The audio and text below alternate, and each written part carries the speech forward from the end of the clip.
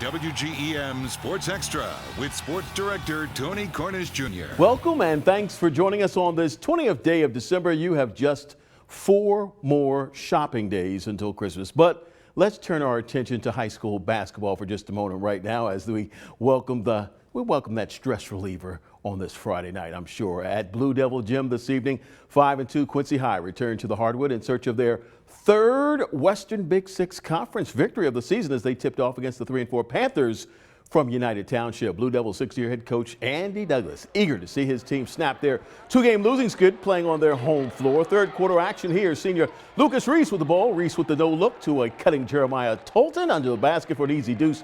26-14 home team. QHS defense showing up. Senior Peyton Nicholson knocks the ball away, comes up with the steal and the lay-in.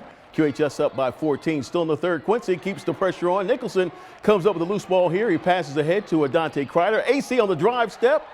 Right by the defender and finishes with that pretty reverse. Blue Devil Nation is pretty excited. More from Adante Kreider here. Lucas Reese drives and kicks it out to a deep and open Mr. Kreider who drills the trifecta. QHS up by 15. Kreider finished with 10 points. Fourth quarter action. QHS out in transition. Peyton Nicholson finds Jeremiah Tolton in the middle of the lane. Tolton goes up strong and finishes off the glass for a nice hoop. Fourth quarter again belonged to Mr. Tolton. Nicholson finds Tolton here again. This time Tolton goes up, fights through contact, gets the bucket plus the foul. Devils still up double digits. Tolton still not done. Lucas Reese finds Mr. Tolton in the corner and 2-4. That's right, he drills the trifecta. He finished with 26 points. 13 came in the fourth quarter.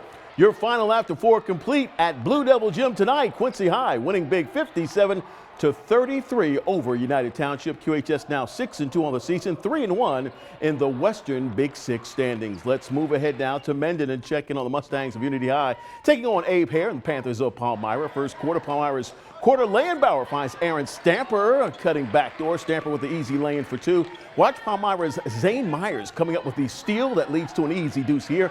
Panthers up by 4. Unity trying to rally. Watch Brett Bristow collecting the offensive rebound and gets the putback to put the Mustangs on the board. Palmyra head coach Ryan Wood wants his team to pick up the pace. Palmyra's Quade Plunkett drives down the middle of the floor and kicks it out to a wide open Aaron Stamper in the corner for the 3. Panthers up by 5. We're still in the first. Zane Myers finds Abe Hare down low, and Abe Hare rises up over 2 defenders, gets the hoop off the glass. More from Mr. Hare here. This time, AH comes up with the steal and will drive the floor and get the easy lay-in for 2. Panthers up by 9. Palmyra led 21-14 at the end of the first and 42-16 at the halftime break. Your final after 4 at Unity High. Palmyra gets the win 69-32 over the Mustangs. Lady Mustangs of UHS also in action against Palmyra this evening in Mendon. Third quarter action. Bailey Lovelace ends up with the ball here. She drives baseline and gets the lay-in for a nice deuce. Nicely done. Palmyra up 23-20. Unity quick to answer. Cammie Connery finds Ashlyn Orangeman in the lane, and Orangeman goes up strong, gets the rock to fall. Unity back within 1. Palmyra head coach Chris Parsons, nice outfit, coach. Dressed for the holidays. More Lady Panther action. Bailey Lovelace drives and dishes it off to Isabel Goldinger, who knocks down the open jumper for 2. Palmyra up 9. Mustangs not done fighting. Addison Eager is going to take it to the basket. Fights through contact there. The bucket and foul. Mustangs back within 6. Eager finished with 22 points tonight. Late in the third, Palmyra's Megan Stone finds Sadie Kite, who drives to the hoop and gets the floater to fall off the glass there. Final after 4, Unity losing on their home floor 47-38 in this contest. Lady Mustang Megan Stone chipped in with 17 points tonight on the hardwood. Meanwhile, let's check in on scores very quickly. Mark Twain was in action against Clopton on the ladies hardwood, and Mark Twain falls 52-39. Emma Ross finished with 10 points in the setback. Knox County won at home 55-9 against Westran. Riley Strange led the Lady Eagles with 20 points. Lady Pirates of Hannibal losing on the road at Mexico 55-27. HHS now off for the holidays until January 3rd when they will face Kirksville. Meanwhile, other girls action. Southeast Iowa, Fort Madison, Keokuk going at it. Keokuk gets the win at home 52-28 in boys action. Clark County traveled to Carthage and beat Illini West 60-40. Senior sniper Brandon Cracks led the 5-2 Indians with 32 points tonight. Clark County will host Keokuk on Saturday at 6:15. Knox County's Connor Hayes pumped in 15 points, but the Eagles still fall to defeat against Westran 49-42. KCHS falls to 2-6 overall, 0-2 in conference play. Meanwhile, more boys action. Pittsfield gets a 4-point win tonight over North Green, 57-53. Hannibal losing against Mexico, 56-48.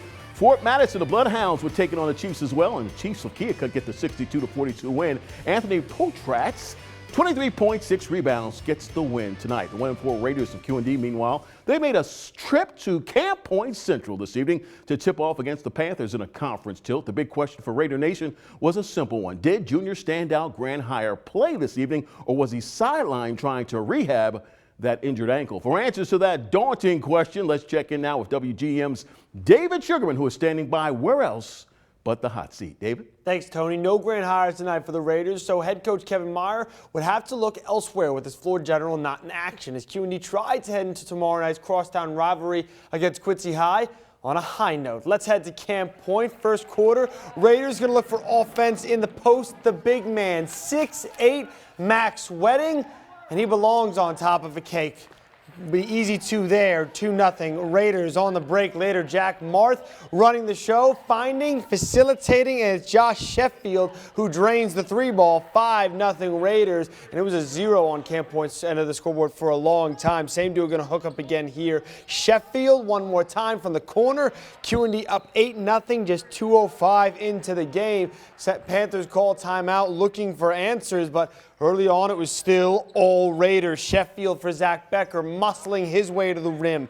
10-0 QD. Camp Point's Bryce Long doing what he can to end the drought. The steal, he goes the other way. Stop, pop just inside the arc, but he drains the long 2 to take the lid off the rim. 15-2. Panthers down at that point. Second quarter, a well-executed inbound play results in a layup for freshman Jake Hoyt. He got big minutes tonight in place of the injured Hire. 17-2 Raiders. Raiders pick up their second W of the season. 44-24. Liberty hosting Macomb tonight. Let's head to Eagle Country. Third quarter, it's Liberty by double digits, 36-20. But Macomb shooting themselves into this game. Leighton Holthouse drills one from the corner. Macomb within 13. Eagles decide to go inside. Brighton Klingel hits the short fade away, go up 38-23. Later, loose ball, getting on it like a fumble. A toe is Stone. First one to the floor, and he finds a wide open Evis Campbell. Nicely done on the hustle play. Bombers down just 12, but then Brighton Klingel finds Knowlton Klingel on the basket to cut on the cut for the basket for 2. Eagles keeping the Bombers at arm's length, and Jordan Nyson, hoop and harm driving on the baseline.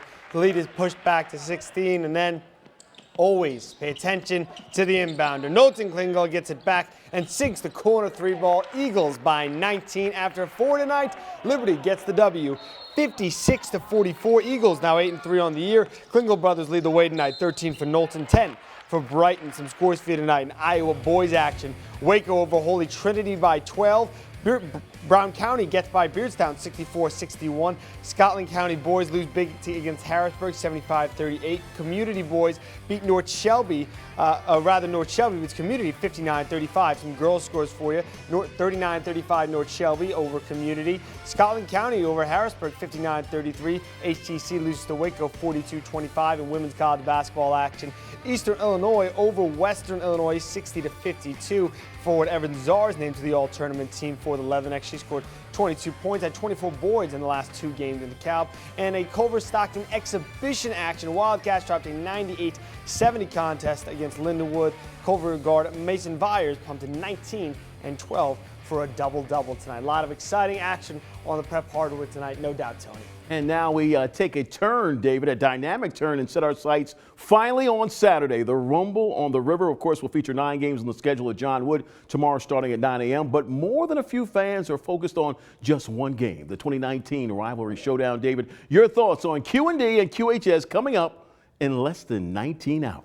Well, Tony, both teams coming in with big momentum, both of them getting W tonight. Is QD the underdog? Absolutely. But tonight was promising. Get a win on the road without their best scorer and see young guys step up in big spots like Jake Hoyt. Getting the start is a good sign for Kevin Meyer's club. Some young guys hungry to prove themselves. Plus, home court advantage. Nobody likes to play at the pit other than the Raiders. But Blue Devils look sharp on both ends of the floor tonight. They got a great big three. Raiders are going to need to find points from a lot of different places to keep up with Talton, Kreider, Reese, and company. We can't wait to be there, Tony. That's right. It's going to be pretty exciting. A lot of fans are waiting for the doors to open at the pit tomorrow afternoon. That'll happen at 4 o'clock to get a good seat, get there early. It'll be a very intriguing matchup on the local prep hardwood in a big way on Saturday. The rivalry showdown featuring QND and QHS in action again on the prep hardwood, headed your way in less than a few hours now. WGM Sports will be broadcasting this highly anticipated game live. We'll also be streaming the game online.